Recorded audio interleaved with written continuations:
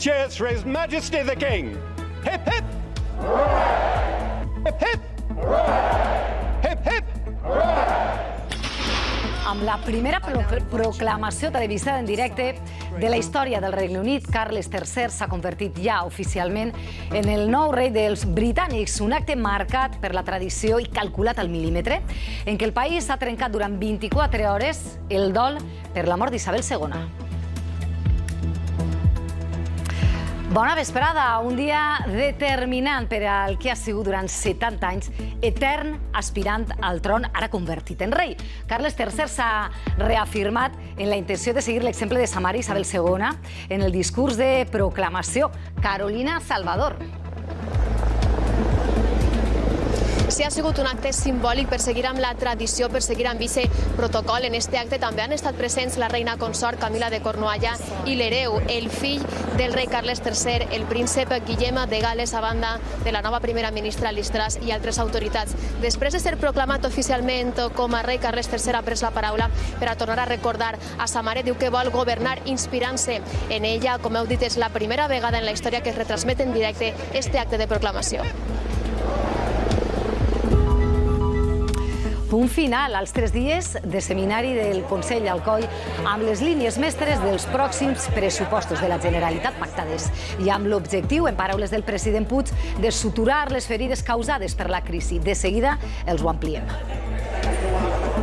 Estuve durante bastantes meses combinando los dos trabajos. Trabaja en hostelería por la mañana, limpieza por la tarde. Se va a poner complicado.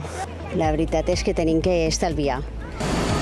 Una situació que afecta cada volta més persones, la de treballar i no arribar a final de mes. Un problema agreujat per la inflació i la pujada dels tipus d'interès anunciada esta setmana per Brussel·les.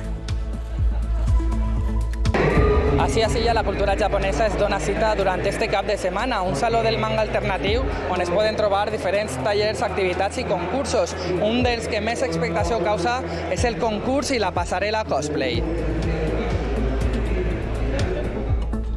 En els esports arranca en estos moments el Rayo València-Vallecas amb les novetats de Gaia, Paulista i Hugo Duro, l'11 de Gattuso.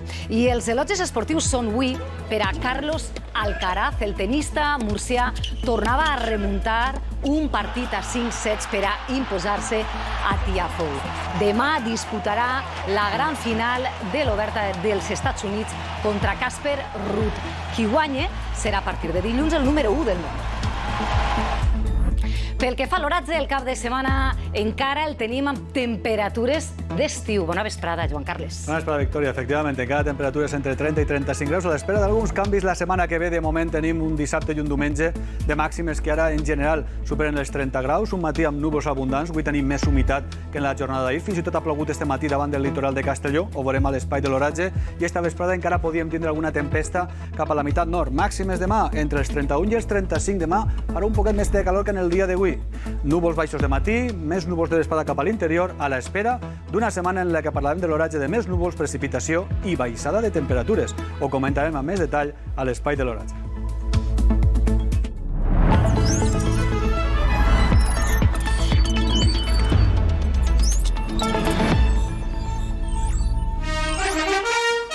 I, Charles III, by the grace of God, do faithfully promise and swear that I shall inviolably maintain and preserve the settlement of the true Protestant religion.